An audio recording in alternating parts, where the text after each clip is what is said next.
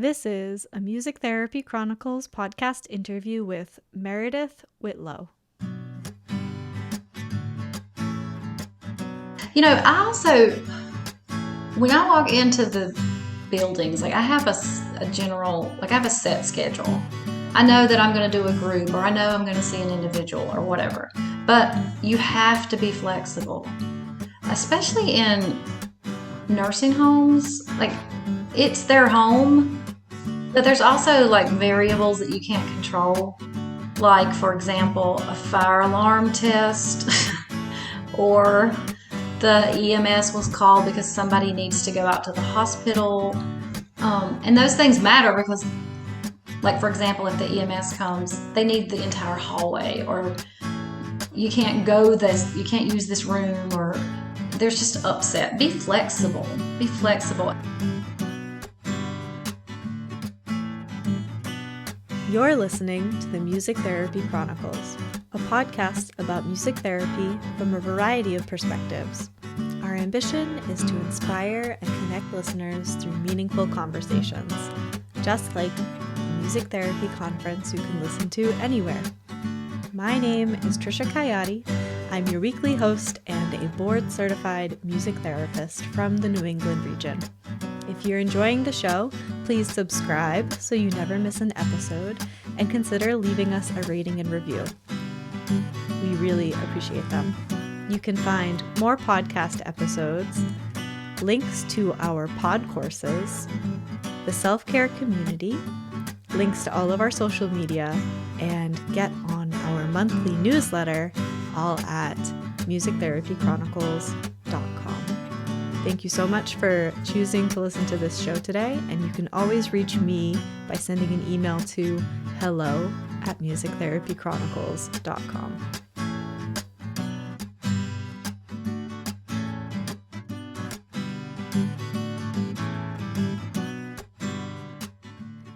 Welcome back to the Music Therapy Chronicles. This is your host, Trisha. Welcome here if you're new. And again, welcome back if you've been around these parts before.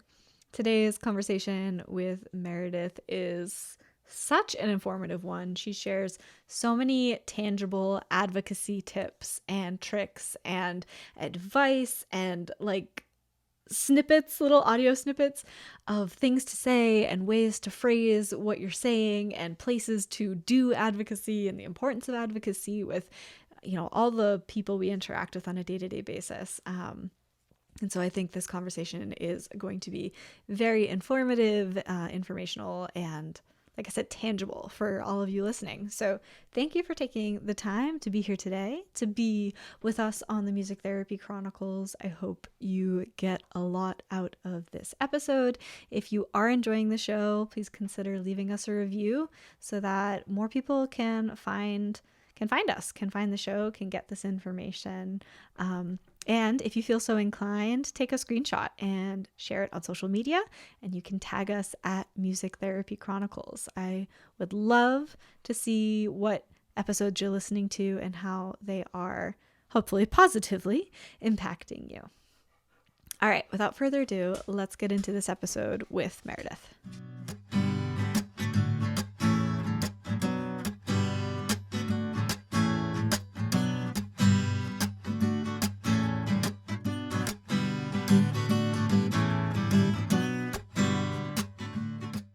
All right, Meredith, welcome to the Music Therapy Chronicles. Thank you. I'm glad to be here. I'm glad to have you. Thank you for making the time to come on and talk with me today and to share with the listeners. Sure. So to start us off, can you tell everybody a little bit about yourself? And it can be music therapy related or not. Okay, well, I'll start with music therapy since that's our topic. I am a board certified music therapist. I'm almost finished with my master's. I have one class left for this summer.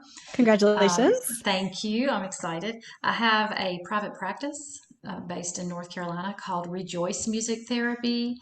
I'm currently trying to expand into other cities, so I'm really excited about that. My focus for the people that I serve is geriatrics, older adults, dementia, long-term skilled nursing facilities or communities, hospital, medical, adult medical population. So that's an end of life also. That's my main focus. So when I expand, that'll be the continued focus. Um, and then I don't know what else you want me to say. I don't know. Well, anything you want to share? I always say that whatever you have to say is what the listeners need to hear. So Well, anything that comes up. you know, one thing that maybe sometimes people say is a little bit interesting is how I didn't start out as a music therapist. I've always been a musician, always, always. I've been singing, I've been musical since I was teeny tiny. But after high school, a very long time ago, I went to UNC Greensboro and majored in vocal performance. And then after that, I sang with an opera company for a few years. I did not know that music therapy was a thing. So I ended up going back to school for music therapy 10 years after high school. Wow. Um, and then got my degree in music therapy. And then now I'm going to be finished with my master's soon. But the performance background, it's interesting that I feel like that really, really impacts my approach to music therapy. Yeah.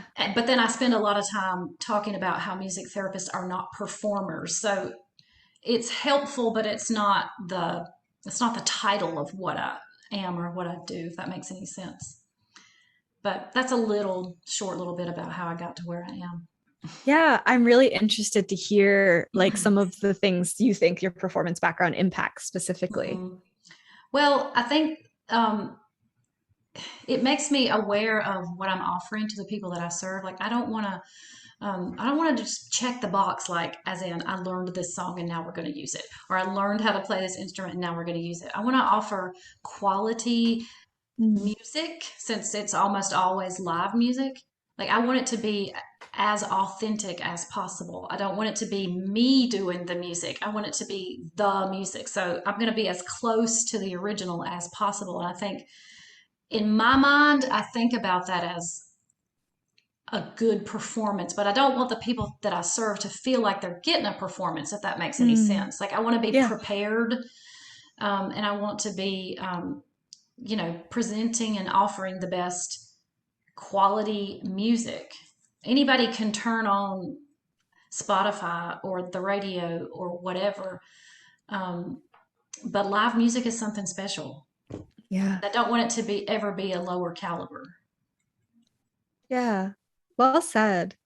Yeah, Thank you. it's interesting to be able to bring them into that performance quality Hmm. experience Hmm. because like you said it's not a performance, you're giving that quality, but then you're including them in it, and Right. that's not something that people get very often. Yeah.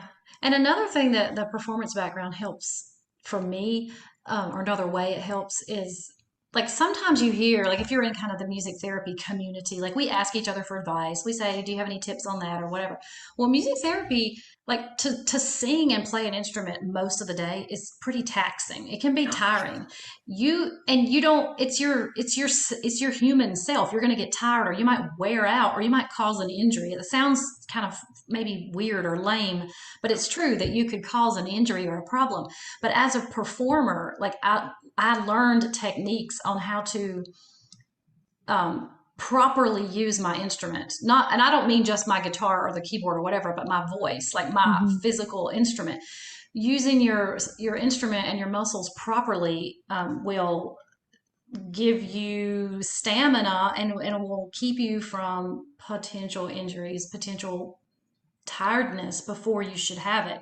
So I think if anybody has an opportunity to have some kind of performance background or maybe more formal training in that area, it's always a good thing for a music therapist. Because I don't know how I would do it. Some days, when there's so many clients in one day or so many groups, there's so much in one day. I think, yeah, there's no way I could have done that without good technique that I got Mm. as a performer.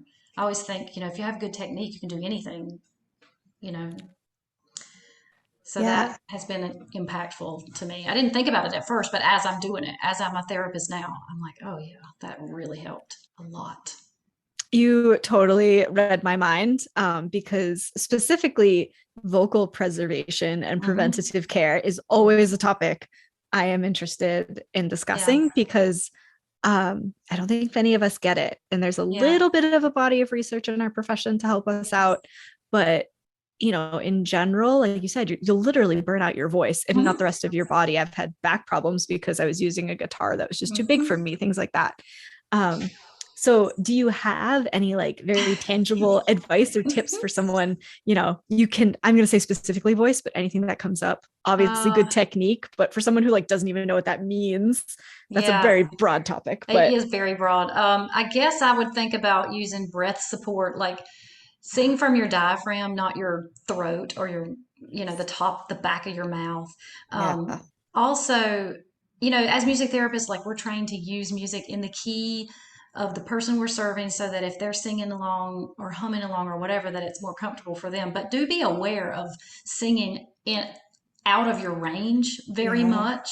And then, like I was just talking about authenticity of music, like when you're replicating something and you want it to sound as close to the original, be careful though about like when you change the color or the flavor of your voice that you're not like going against the grain of your voice. Like don't Mm, abuse yourself just to make it sound a certain way. Like work within your parameters. Everybody has limits, but I would be mindful of those things especially. yeah. Yeah, I think that's super useful. Definitely. Um, and something we just need more in our Hmm. training. Yeah, Yeah. I think so too. Yeah, totally. Cool. All right. So where would you like to take it from here? You had a few topics you're interested in discussing. So Yeah. where's your heart Well, at? really, I'd say my heart, after what I just said, my heart is really advocating to get music therapy into the settings where I'm currently working, which is long term Mm, skilled care, hospitals, adult medical populations. There are a lot of people that live in those settings, and I feel like there are many, many, many, many who don't have music therapy and haven't even heard about it, don't understand the benefits. mm, So that's really something that is kind of in the front of my brain every day, kind of on the tip of my tongue when somebody wants to talk to me about music therapy. I usually end up mentioning that. yeah. So I guess we called that advocacy for music therapy in those settings. There's some things that I do and that other music therapists can do that are so basic and simple, and then there's other stuff that might take a little bit more effort. And things you can do before you get into the setting, and things you can do that you need to do once you're in. Mm, I have found that just getting in the door is not always enough. yeah. Yeah. So like so I have this private practice. I didn't always have that. I was working full time for another person in a skilled nursing slash rehab slash ventilator unit for several years. Um, but now I have the private practice and I had to start somewhere. It's not even in the same town where I was working before. Like a lot of people don't know what it is. So I started with something that anybody can do and it's free. Go to your local healthcare forums. Like you can find Mm, healthcare forums that meet once a month, and then you can find, I mean, there are 4 or 5 in my area. So you can go every week to a different one. At these healthcare forums, you always have they kind of have a standard format I've found. So there's a topic somebody's speaking, but then every person in attendance often, I'll say often, they get to stand up and say who they are, and there's like a 30 or 40-second time limit usually. You can say a lot.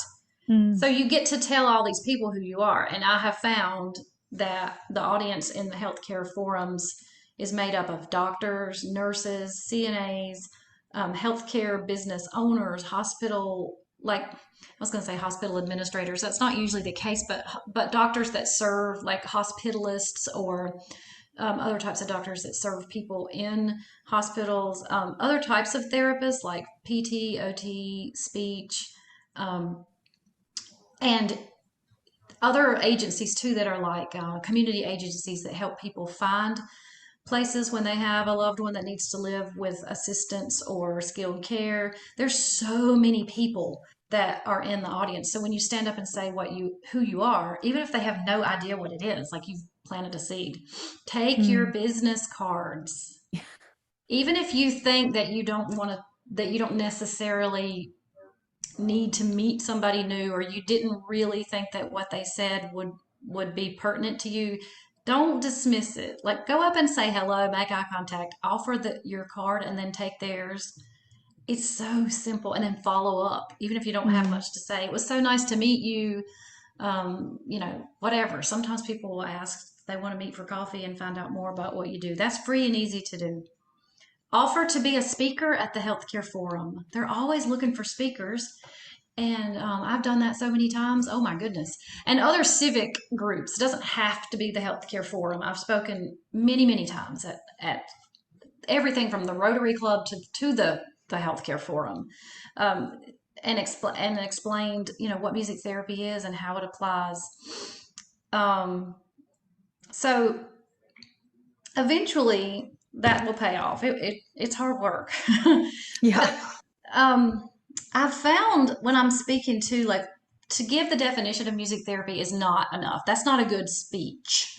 That's Yeah. not a good program. Anybody can Google that, and they're going to get a mixture of who knows what. They're going to get the Mhm. truth, and they're going to get somebody's homemade idea and all kinds of things in between.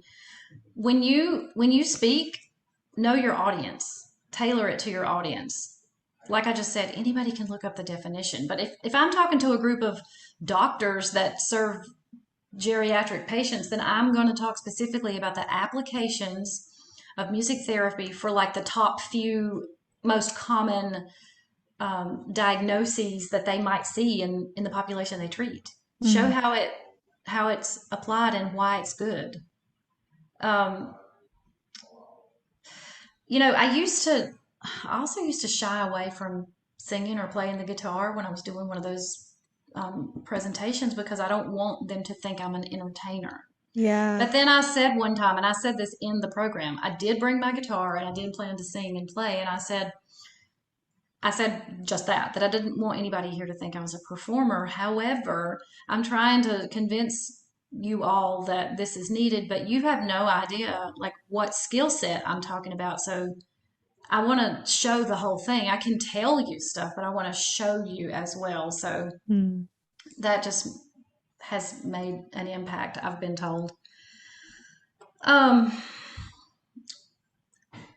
I I feel like inside, like, once you get inside the building, like, if you do get a contract or an agreement of some, or if you're hired or whatever, this is so basic, and somebody might laugh. I'm not sure, but it's really helpful.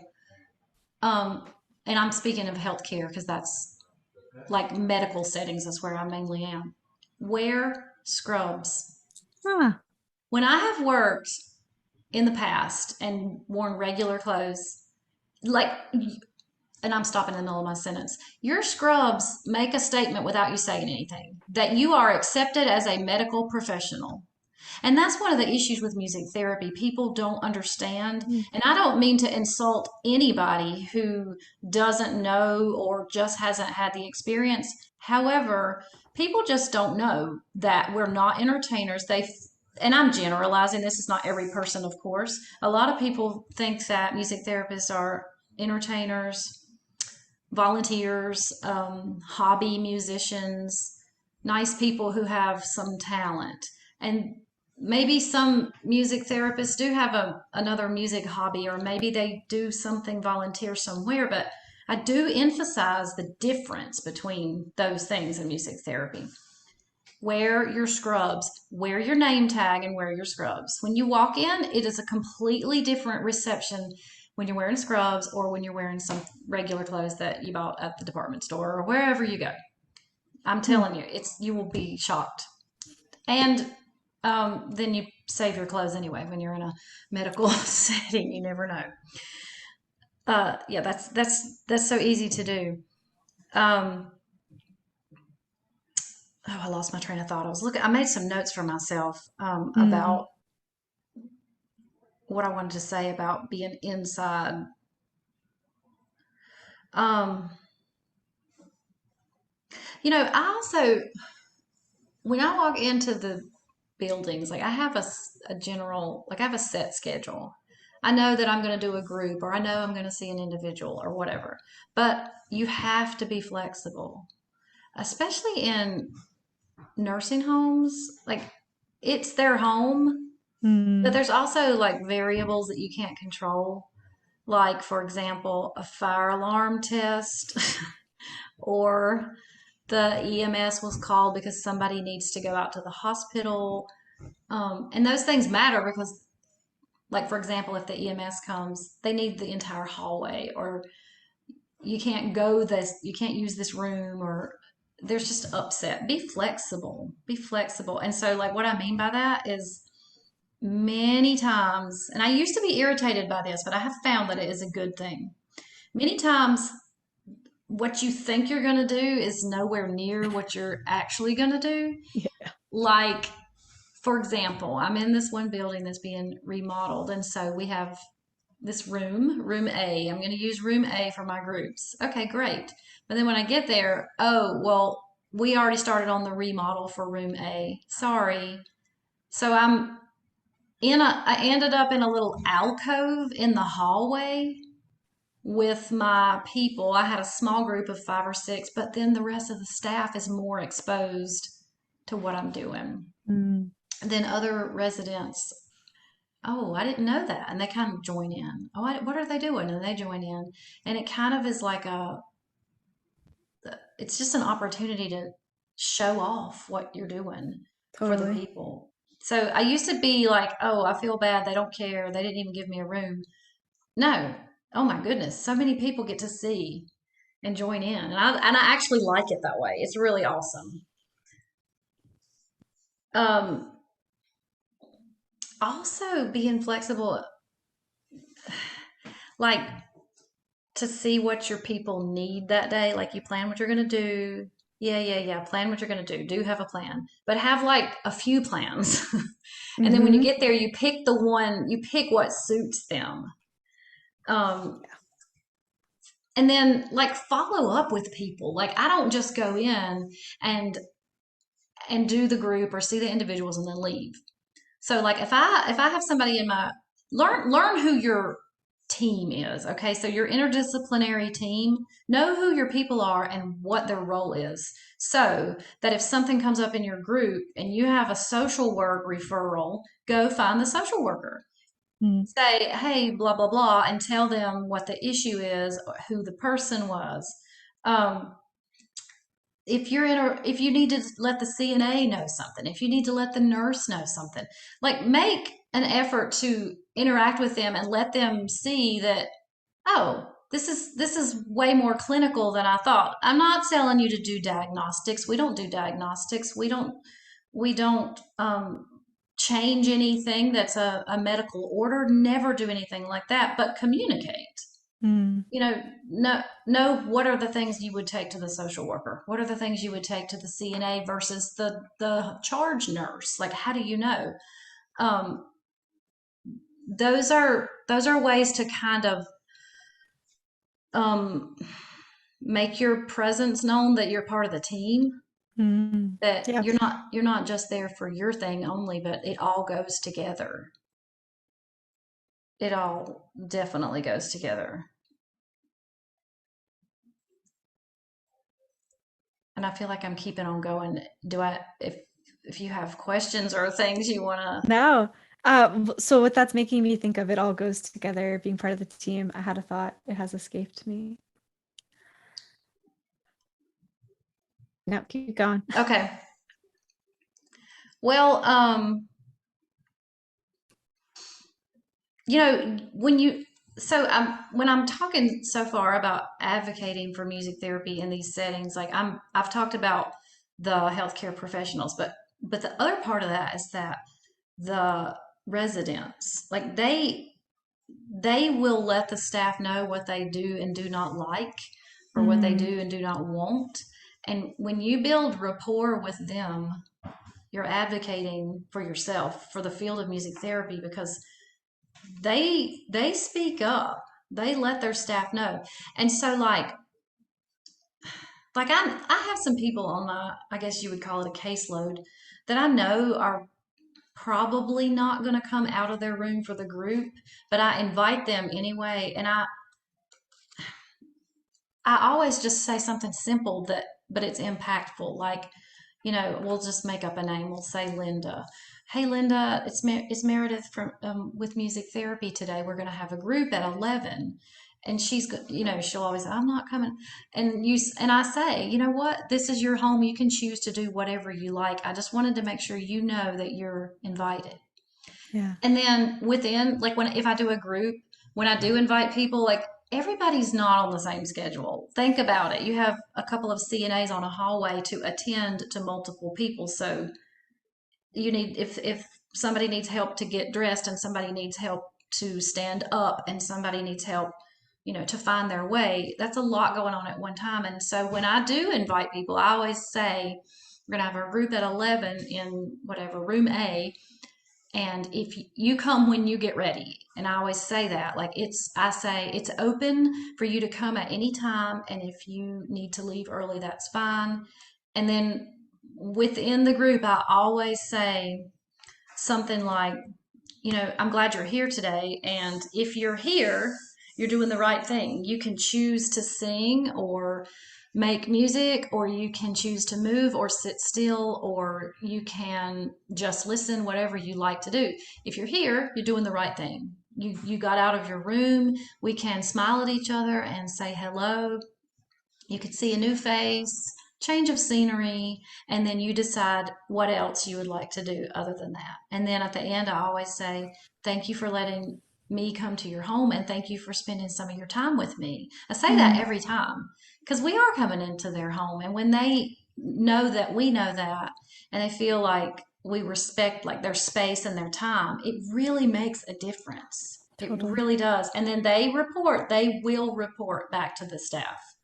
I've heard so many times from activity directors or CNAs on the hall, or even like the concierge or the front desk person. Like, I've heard many, many pieces of feedback. Oh, when I come in the door, oh, they're waiting for you.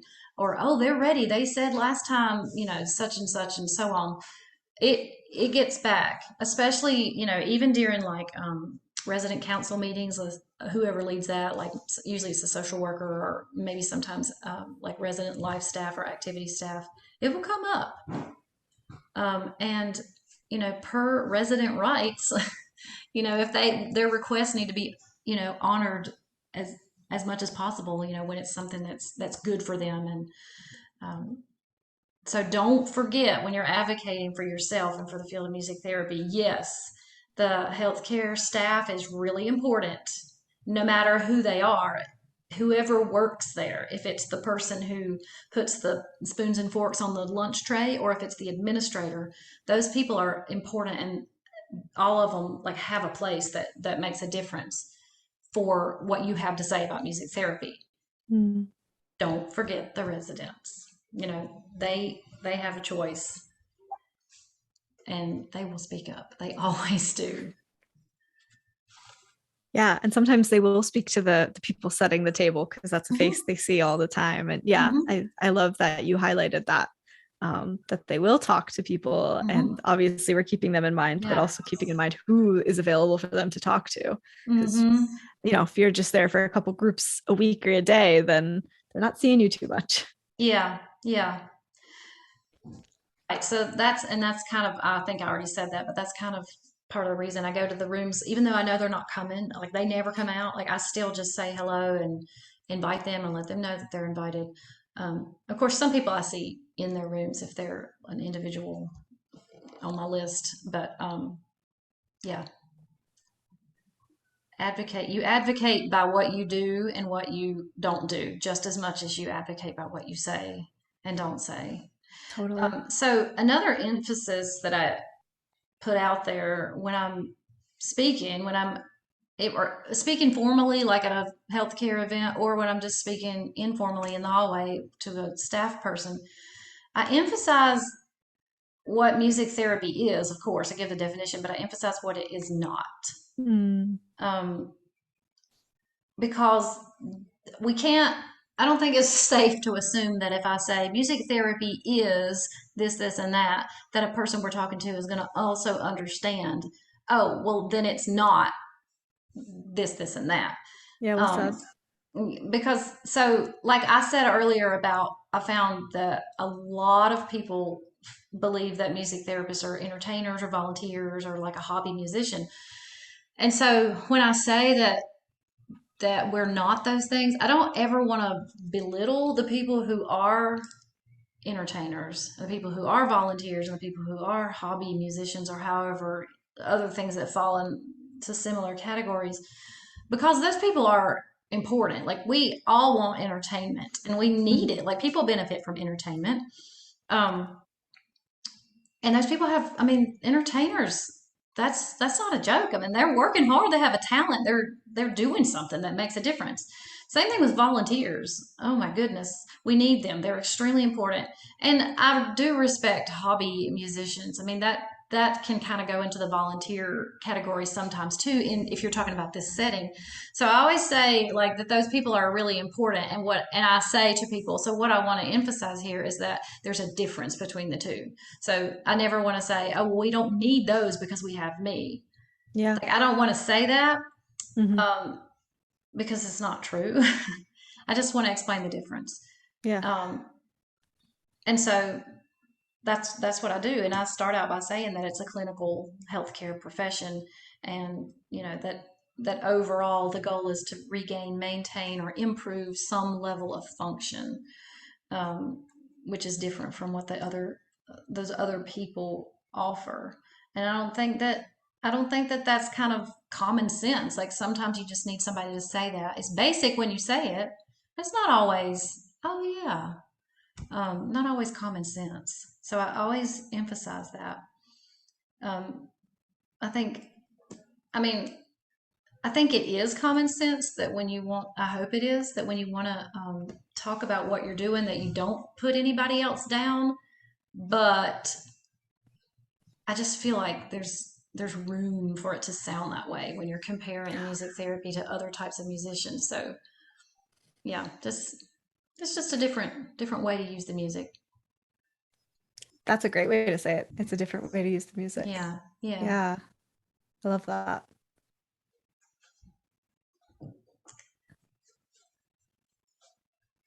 Let me see what else is on my list.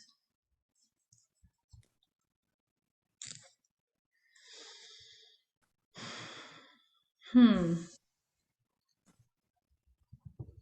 Do you have any questions for me? Yeah. But you were on such a roll. So I was Well, just I taking don't it all want to in. talk. I tend to talk a lot, and I don't want This to is jabber your jabber. episode.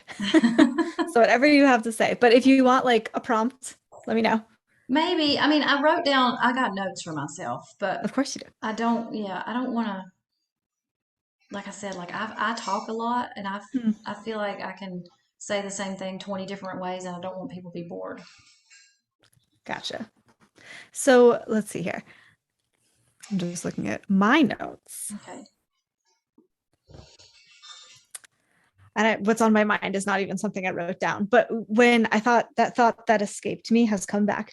You were talking about taking the time to go into the residents' rooms, to Mm-hmm. invite them, talking to staff, and to caregivers or whoever like you have Mm-hmm. time to talk to. So I'm going to take a little bit of a hard turn with that in mind, because you are in private practice, and Mm-hmm. I've been I was an independent contractor for a while. And so this is a point I try and make on the show a lot, that all those extra things take up a lot of your time. And so when you're creating your rates, or you're drafting a contract, or you're Mm-hmm. prepping for, your sessions and building your schedule and all that kind of stuff, you really have to keep in mind all of those extras, how much time they take, and then what your worth is for Right. that time. Yeah, you're Yeah. right. You're right, because if you're not careful about that, you spend a lot of time that's like technically, like, quote unquote unpaid. So you have to think Yes. about your hourly rate, or your per service, fee for service rate. You have to think about it, including all that other stuff. That's Mm-hmm. really important.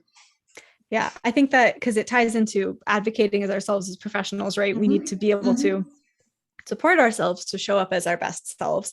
But also, that's another example of, volunteers and hobby musicians are really important, but Mm-hmm. the services I offer are different. And so, Yeah. this is an example of, on the business end, why they're different. Right. Yeah.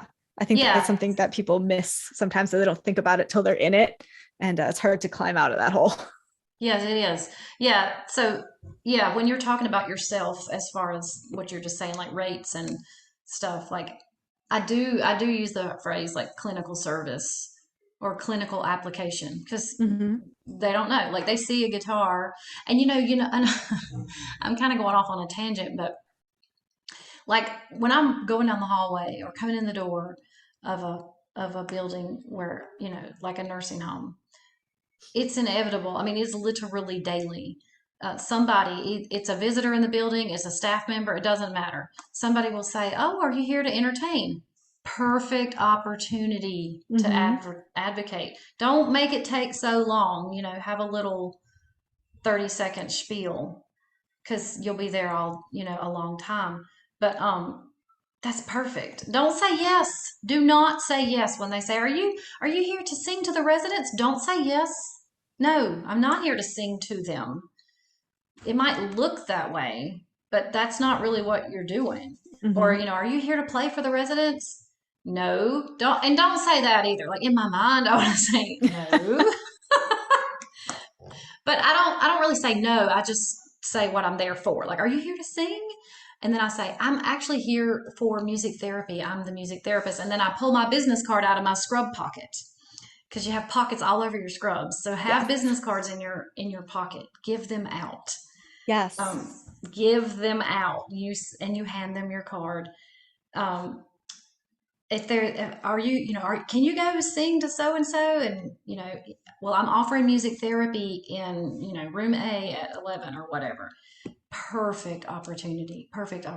So don't Mm-hmm. dismiss those. It's really easy to get annoyed and think, "Gosh, nobody understands what I'm doing," or "I'm never going to make sure that everybody recognizes me as a professional." Just one person at a time sometimes. You never know who you're Totally. talking to. There's been many times when I'm in the elevator or the person that's holding the door for me starts a conversation like that, and I tell them, and then I give them my card, and then it turns out they're like the hospital administrator, or they're the doctor at whatever, healthcare next door. I mean, you don't know. You don't know. True. And you don't know too. And even if it's not somebody with a fancy title, it might be that same person that puts the silverware on the lunch tray. Well, that person might need services for a loved one, or maybe their spouse is in a position that they would have some say over. Could you come into this building, or could you provide services here? You never know. So don't Mm, don't dismiss any opportunity, big or small. totally. They Yeah, you they never know come where that network mhm, goes. they come in lots of shapes and sizes. Yeah. So I'm curious what drew you to work with this community? Because as a music therapist, we could work, anywhere we I really know, wanted. yeah. So what inspires you to work with this community of people? And oh, I love seeing your face lighten up at that, but love that. It's a big um, question. I never get tired of learning about who they are. And you Yeah. know what? And so I say that, and I mean that. I never get tired of learning, like, how they got to where they are. And I don't mean their diagnosis. I mean, like, the person that they are. Like, Mm, what was when, I always, if it's appropriate, if it comes up, I'll say, "When you were working, what was your job?" Or, "When you were growing up, where was home?" Or something like mm. that to get conversations going. But I'm going to give you a quote. I didn't plan on saying this. I think I can remember it. Um, it's just a couple months ago. This is off. No, it's not off topic. It's totally related. I am on a substitute list at a local school of the arts. Okay, so I filled in one day for like 2 hours, and I had a 10-year-old boy, and I was filling in for his piano lesson, and he saw my name tag. I had come from work, and I had on my scrubs and my name, and he asked me about music therapy, and I said, "Do you know what music therapy is?" And he was a 10-year-old boy. He said, "Actually, I think I do. I watched something on TV about it one time, and I think that it's when you have a person who has some mumbly jumbly in their head, and you help them come back to who they really are, because I saw one time on TV where somebody had trouble speaking, but they could match pitch. So the music therapist taught them to sing, and then they learned to talk again." And it's You've got almost it. like, I know, I was like, "Oh my gosh." It's almost like opening a treasure chest. Like Yeah. I cannot tell you how many times I walk into a nursing home and you see a person sitting in their wheelchair, maybe they're slumped over, maybe they're staring, they're not even blinking, and they look lifeless. But if you choose the right, whatever the right thing is, the right music, the right speed of music, the right instrument, the right thing, if you choose the right thing for them, I mean, it's like you flip a switch. Mm-hmm. And it's amazing because I think that it matters all the way up until the last moment of life. Like there's not a time in life where you're used up. Like there's something of value, and the quality of that person's life matters until the last moment. And music therapy can provide that. Yeah. Music therapy can provide quality of life when nothing else can. Mm-hmm. And when you improve the quality of that person's life, you don't just improve the quality of their life, you improve the quality of their family's life because they don't have to worry as much about what am I going to do to help this person? What am I going to do to provide something when I'm not there 24 hours a day? Not that the music therapist is there 24 hours a day either, but you can provide something that can't be taken away, like, and that maybe they can't get another way. It's non-pharmacological, it's non-invasive, it's non-threatening, it's personalized. Where else are you going to get that? Yeah. And then when you improve, there have been many times where it's helpful to this person, but then their roommate starts saying, oh, I love it so much. So then you've, this is an example, but say they needed to be relaxed and calmed. If you've accomplished that with music therapy, then chances are they don't need as many um, extra doses of whatever their prescription is for when their anxiety is high. They're going to press the call light fewer times. The CNA is going to have to come to their room fewer times so she can attend to the person across the hall. If their anxiety is down and their relaxation is up, then perhaps their breath rate is more regulated and their oxygen saturation is improved. Then their cognition is going to improve. Then they can make better choices. Oh, well, maybe I will eat half of my sandwich instead of only ice cream at lunch. Or maybe I will allow, yes, you can come in my room. I'll take the nutritional shake this morning. Or yes, I'll take that medicine so then later on I don't need 5 other ones. Like there's a ripple effect of things. And if they're compliant with care, like if I just use the food example, like if they're more calm and able to eat their lunch and make better decisions, then they get better nutrition. With better nutrition, you have a better rate of wound healing. I mean, it Mm-hmm. goes on and on and on just from the music therapist improving their quality of life. And I'm not sitting here to say that I'm a healer. I'm not a healer. I'm not going to do diagnostics. I said that earlier, but I can make a positive difference. And it's not a guessing game. There's so much research on music therapy. I don't go in and pull a rabbit out of a hat, and I don't pull a card out of the stack and say, okay, this is it. Like, it's personalized. And that's a whole other topic that would take forever to talk about. But it's evidence based, which means research and experience. Mm. Yeah, I think that's a really important reminder, that ripple effect and its Mm-hmm. impact. Because I know sometimes for myself, I lose sight of that, especially I work on a lot of IEP teams.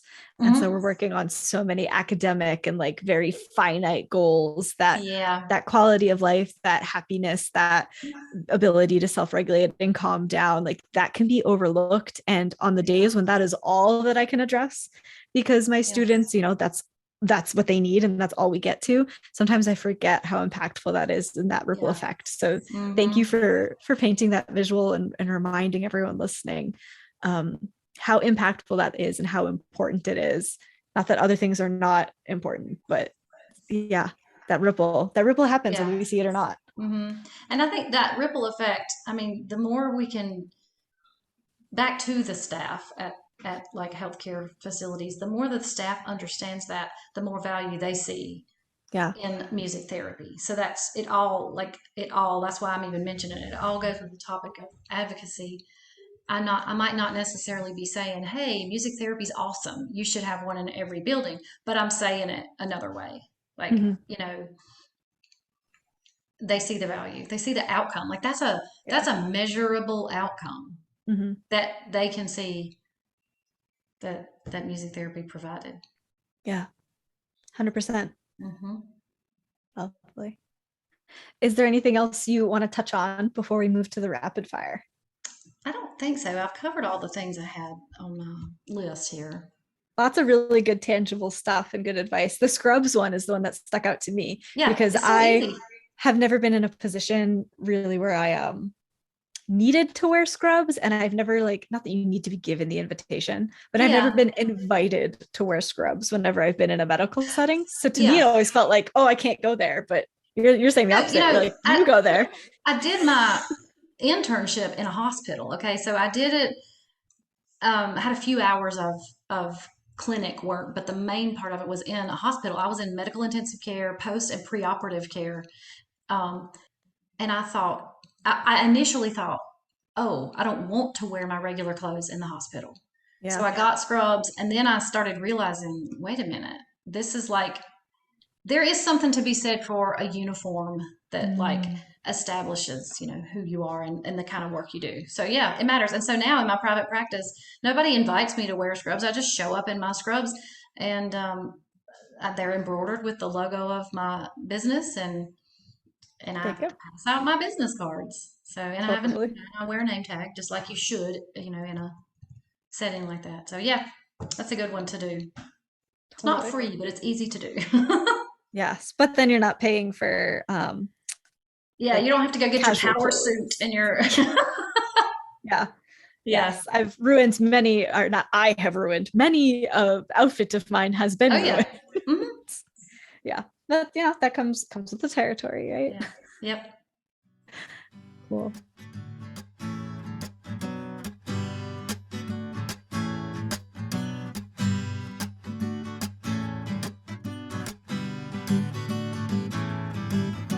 This podcast is sponsored by the Music Therapy Podcast Collective, also known as MTPC, where you can find a variety of CMTE opportunities in the form of pod courses.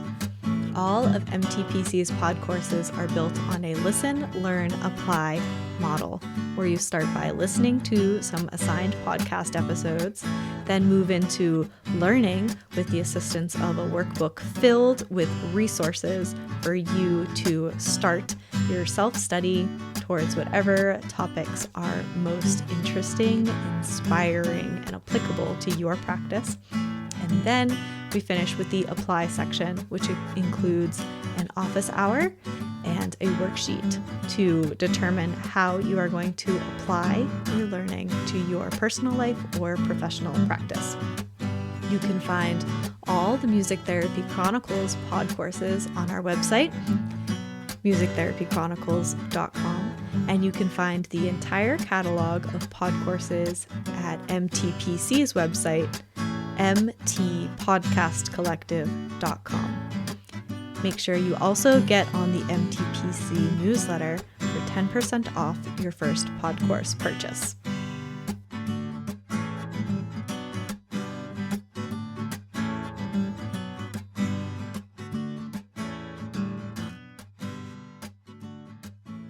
All right, the first rapid fire question is coffee or tea?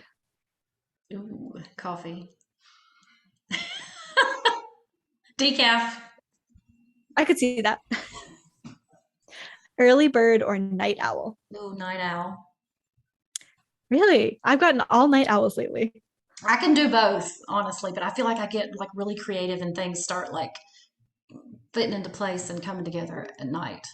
I think it's Mm. because I don't have other distractions of the day. Like in the daytime, I feel obligated to go to work, fix supper, clean the house, go to the store. But at night, I don't. Mm-hmm. So all that stuff's done. Yeah. Yeah, for sure. When I have a to-do list, it also Yep. distracts me from all the Yep. creative stuff. Hmm. Totally. Something you'd tell your younger self. Did I tell my younger self? Oh gosh. Um, I would say stick with piano earlier at an earlier age, Hmm. um, and learn as many instruments as you can. Yeah. We touched on this a little bit, but I'm curious what your music therapy elevator speech is. Oh, well, I say that it's a clinical healthcare profession and that it is comparable to other therapies like physical therapy, occupational therapy, and speech therapy, except that in music therapy, the therapist uses music to help an individual accomplish their personalized goals, and they usually fall into cognitive, social, emotional, physical, maybe spiritual, or even end of life care. And and I do emphasize that it's individualized. And then I give them my business card. Yeah. Yeah. And I do also add to that the overall goal, no matter who the patient is or no matter who the therapist is, the overall goal is to regain, maintain, or improve some level of function, whatever that person needs. Hmm. Yeah, especially important working with geriatric. Hmm. Yeah. Yeah, I find that there's a lot of maintenance goals Yeah, with that population. totally. Yeah. For obvious reasons. Hmm. Hmm. Your favorite self-care practice. Being creative. I have a side sewing business. So I'm a seamstress. I'm always busy with my hands. I love that. Love it. I've been sewing since I was like 5 years old. So like 40 years I've been Wow. sewing. And I love it. So do you do like furniture? Do you do clothes? Do you Yeah. do anything? I do a lot of upholstery. I do alterations and repairs for people's clothing. I will make anything. I mean, if somebody Yeah. wants cushions for their couch or I've recovered couches, I've done a little bit of clothing. I don't do a ton, but I have. Um, Anything, any curtains, stuffed animals, whatever. It's usually like um, people come to me if they need sewing, and so whatever they need, that's what I'll do. Yeah. That's cool. I can do like the basics. I can mend my own clothes Yeah, basically, when it's needed. yeah, And that's a skill set I find not many people I have, but know. so Yeah, many people would benefit from. yeah. Hmm. Yeah. Yeah. Something that's currently adding value to your life. Adding value to my life, spending time with my church and church family, and like going to church with my family.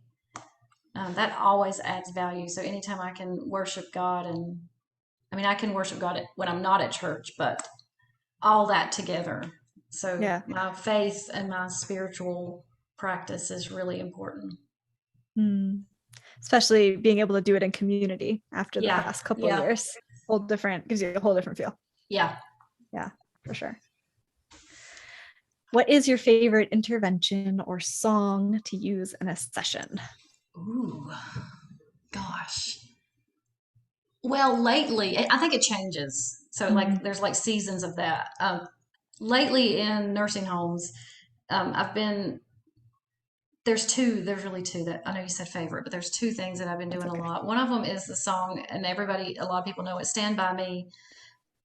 So I end up using that song to facilitate some discussion and build community in the group because at this particular place where I've been going, they have been going through remodeling and some management changes, and that's really hard on the people who live there, and like they don't Yeah. have control over that, and they get nervous, like they feel uncertain, and they feel they're inconvenienced. And so I've used that to lead a discussion, and then we talk about, what it's like to live in a community setting, but then I start to name the things that I've seen them do for each other, and it builds Mm, them up. So like I've said, the song talks about stand by me, but I've seen y'all do that. I'm going to make up names. I saw Mary hold the door for Bob because he was using his walker, and he came in and Mary held the door. And I said, Mary, how would he have gotten through without you? I was busy getting my guitar out and I saw you do that. Or then I'll say, you know, um, Linda, I noticed that you showed Frank that there was a seat on the other side of the room so he didn't have to walk as far. And I name stuff that they do, and they just start smiling. And I'm like, look around, you all do that. And I said, Mm. I saw, Tim, when Rick came in, you smiled and waved. Like, and it just builds them up. I just use that to open up that conversation, and they seem to really love it. Mm. And another one that I've been using with them also, we've been doing a lot of songwriting, and I like to validate how my people feel. I don't come in and expect them to say, okay, it's going to be rainbows and lollipops because it's music therapy. Like Yeah. one day I came in and everybody was upset because of the stuff I mentioned. Some staff changes, remodeling, like they had to move their rooms and everything, and they were complaining, and I was like, okay, we're gonna make a list, and we wrote a blues. We wrote a nursing home blues, and I don't think they were expecting it. So like I've been doing that a Mm. lot lately. Like you can say whatever you need to say in this group. As long as we're not like tearing each other down or saying like slandering somebody, you can say what you need to say and we're going to make it work for our group. And so I've just been using things like that to build people up and validate that yeah, we all have things that go on that we don't like that are problems. So, we can express it together with music. Yeah, I love that you hit like positive and negative. One, where like we're grateful, we're noticing the small things, we're acknowledging them and like lifting each other up, and the other is we're not feeling so great and we need to Mm-hmm. get that out. So, Yep. those are great examples of Yeah. how to get both of those things Right. addressed. Thank Yeah, you. lovely. Thanks. All right, the last question is, how can the listeners find you and connect with you? My website is rejoicemusictherapy.com. And I also have a business Facebook page that's called Rejoice Music Therapy. So you can find me both of those places. Cool. Oh, you know what? You can, and my email is rejoicemusictherapy@gmail.com. So either of those. Awesome. I will have that linked as well as the other resources you Awesome. mentioned so Yeah, that all thank the you. listeners can find you. Of Thank you. course. Thank you for taking the time to talk with me today. I It learned a was lot from this conversation. So it was I know my the listeners will. privilege. It was my privilege. Thank you so much.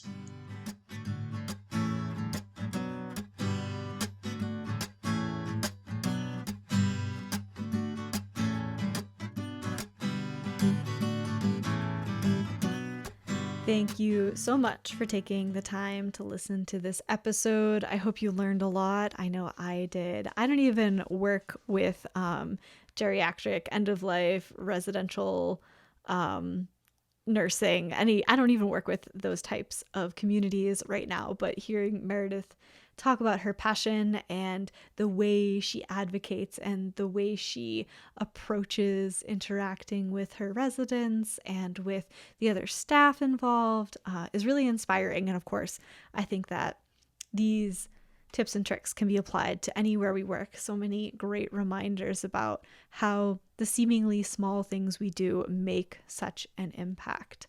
So thank you for taking the time to listen to today's episode. Again, please consider leaving us a review and possibly sharing a screenshot of you listening to this episode. Let us know what you think and tag me at Music Therapy Chronicles. I hope you have a wonderful week, and I'll see you in the next one. Thank you so much for taking the time to listen to this episode. I really hope you enjoyed this conversation and got a lot out of it. If you're looking for more Music Therapy Chronicles, you can check out our website, musictherapychronicles.com, for more episodes, blog posts, social media links, contact information, our self-care community, and our CMTE opportunities in the form of pod courses. Hop on our monthly newsletter if you haven't already, and follow us on social media for just staying up to date on what's going on behind the scenes. We are Music Therapy Chronicles on all of the platforms. Please take a moment to leave us a rating and review. They really help the podcast be more visible so more people like you who are looking for this type of content can find it. Thank you again for taking the time to listen to this week's episode, and and I'll see you in the next one.